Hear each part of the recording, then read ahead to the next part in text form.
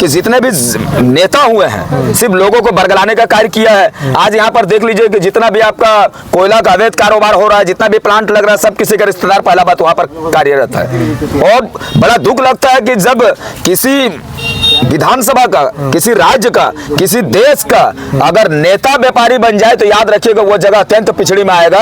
नेता जो होता है उसको कभी भी व्यापारी नहीं बनना चाहिए। जिस दिन नेता व्यापारी हो जाएगा उस दिन जनता गरीब हो जाएगी। अरूप चटर्जी कहते हैं कि रघुवर दास को हाईकोर्ट से नोटिस गया था लेकिन वो इंटरेस्ट नहीं लिए, नहीं खुलने दिया प्लांट।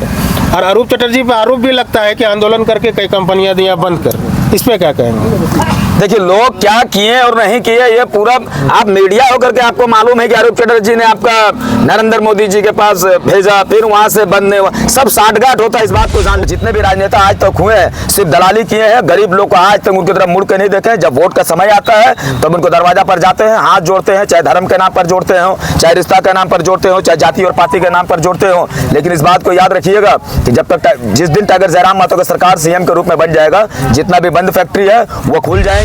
दुल्लू महतो निरसा विधानसभा में आते हैं और कहते हैं कि जो जय श्री राम कहेगा निरसा का वासी उसी को वोट देंगे। इस पे क्या कहते हैं? अच्छा एक बात बताइए, जय श्री राम का कह देने से या नारे तकबीर अल्लाह अकबर कर देने से क्या हमारे लोग जो शोषित वंचित होते हुए आज भी प्रवासी मजदूर का काम कर रहे हैं, यहाँ पर निरसा में देख लीजिए सब बाहरी लोग यहाँ पर कोयला का एकदम 2 नंबर का धंधा करते हैं, तो क्या किसी का पेट का जो भरण पोषण होता है जय श्री राम कह देने से, नारे तकबीर अल्लाह अकबर कर देने से ये संभव है? चाहे वो विधायक रहेंगे या नहीं भी रहेंगे, तो अगर वहाँ पर घटना होगा, गरीब को अगर शोषण किया जाएगा तो सर्वप्रथम इखलाक अंसारी टाइगर जयराम महतो वहाँ पर धरना पर बैठेंगे, उचित मुआवजा का मांग करेंगे, उचित मुआवजा देना होगा। एमपीएल जो 15 लाख मुआवजा दिलाया था जेबी केसेस के प्रबल हिम्मत से, लेकिन अंदर खाने से एक रिपोर्ट आ रहा है कि अशोक मंडल को टिकट दिया गया है। तो जो एमपीएल में धरना, जो जोरदार धरना करने वाला प्रबल धरना कैची छापी था, लेकिन अशोक मंडल को टिकट देके इसको सेव कर दिया गया हुआ था। तब हमारे सुप्रीमो टाइगर जयराम महतो ने, हम लोग वहाँ मिल करके 5 दिन आंदोलन किए थे और उसके पश्चात देखिए 15 लाख रुपया ऐसे मुआवजा दिया गया था।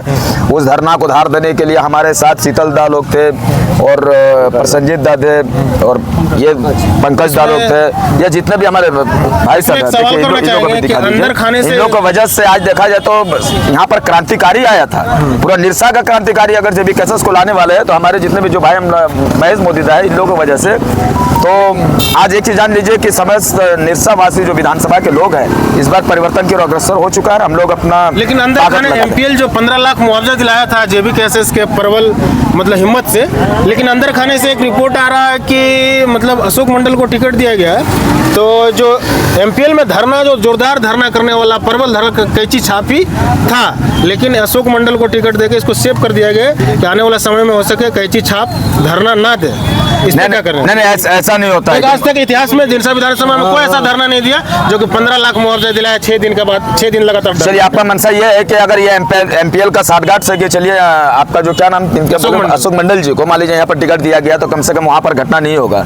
एक बात जान लीजिए, मेरा पार्टी में अगर कोई विधायक बने या सांसद बने और अगर वो एमपीएल में है तो इससे कोई फर्क नहीं पड़ता है। अगर वहाँ पर घटना होगा, अगर अशोक मंडल का विधायक बन भी जाते हैं तो याद रखिएगा टाइगर जयराम महतो का विचारधारा से हम लोग कतई नहीं बदलेंगे। चाहे वो विधायक रहेंगे या नहीं भी रहेंगे, तो अगर वहाँ पर घटना होगा, गरीब को अगर शोषण किया जाएगा तो सर्वप्रथम इखलाक अंसारी टाइगर जयराम महतो वहाँ पर धरना पर बैठेंगे, उचित मुआवजा का मांग करेंगे, उचित मुआवजा देना होगा।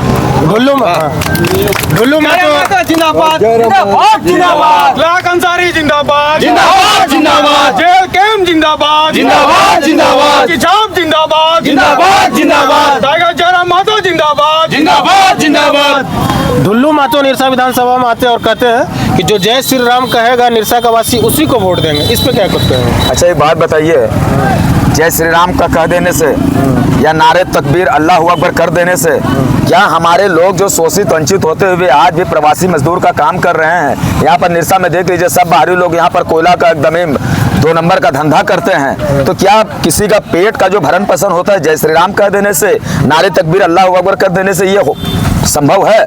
देखिए, आजकल लोगों को धर्म का एक एजेंडा बना दिया गया है। अगर डुल्लू महतो जी ने कहा है कि जो जय श्री राम का नारा लगाएंगे वही यहाँ पर विधायक होगा या फिर उन्हीं के साथ लोग रहेंगे। आजकल सारे लोग जाग चुके हैं और काश अगर जय श्री राम का नारा लगने से अगर ये प्रभाव पड़ता तो एक अल्पसंख्यक समुदाय का लड़का मोहम्मद इखलाक अंसारी धनबाद से सबसे हॉट सीट से चुनाव लड़ा और भाई लोगों का, सारे लोगों का दुआ आशीर्वाद से 80,000 मत लाया है। इस बार देखिए, धर्म का राजनीति लोग भूल गए हैं। इस बार लोग विकास की ओर अग्रसर हो चुके हैं, विकास की ओर अग्रसर हो चुके हैं। और इस बात को आप कान खोल के जान लीजिएगा, धर्म की राजनीति वही करता है जो अपने आप को कमजोर साबित करता है। जो विचार के साथ चलेंगे उसको धर्म का सहारा लेना या धर्म के आड़ पे अपना राजनीति सीखना वो कभी स्वीकार नहीं करेंगे। निरसा विधानसभा एक इंडस्ट्रियल क्षेत्र कहलाता था, लेकिन धीरे धीरे फैक्ट्री सारा बंद होने लगा और अधिकतर फैक्ट्रियां बंद हो गई और लोग यहाँ पे पलायन करने पे मजबूर हो गया। लेकिन फैक्ट्री खुलने का बजाय बंद होगा और उसके बाद आज तक फैक्ट्री नहीं खुली।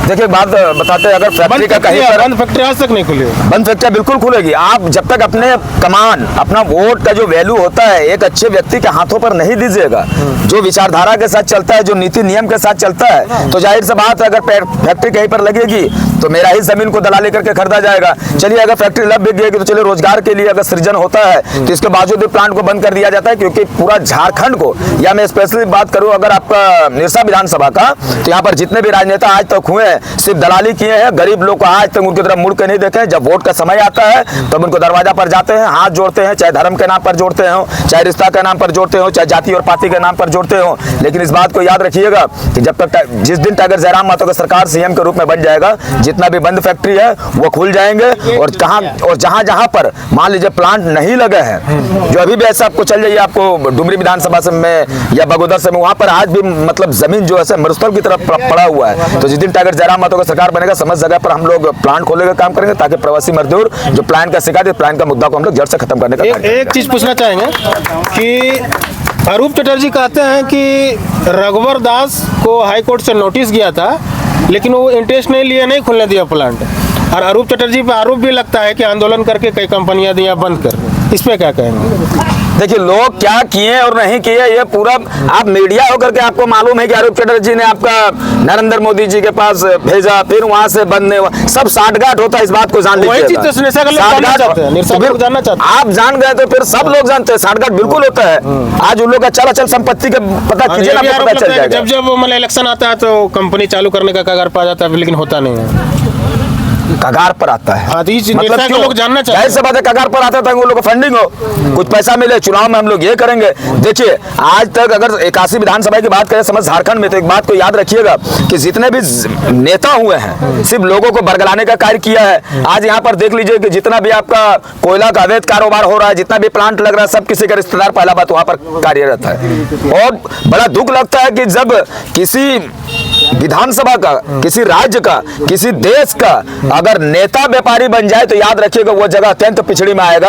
नेता जो होता है उसको कभी भी व्यापारी नहीं बनना चाहिए। जिस दिन नेता व्यापारी हो जाएगा उस दिन जनता गरीब हो जाएगी। और टाइगर जयराम महतो का साफ सिद्धांत है कि एक नेता कभी भी व्यापारी नहीं होगा। जिस दिन नेता व्यापारी करना छोड़ देंगे, याद रखिएगा जनता के लिए हक अधिकार का कार्य वहीं से करना शुरू हो जाएगा। बीजेपी का मेन मुद्दा पूरा ट्रोल किया हुआ है बांग्लादेशी और रोहिंग्या को लेकर, इसमें कितनी सच्चाई है, क्या कुछ है इसमें? एक बात बताइए, क्या मोहम्मद इखलाक अंसारी बांग्लादेशी है? नहीं है? या फिर मेरे झारखंड में जितना भी जिस मुद्दा पर उन लोगों को बात करना चाहिए, आप बात कीजिए ना यहाँ पर स्थानीय नीति का।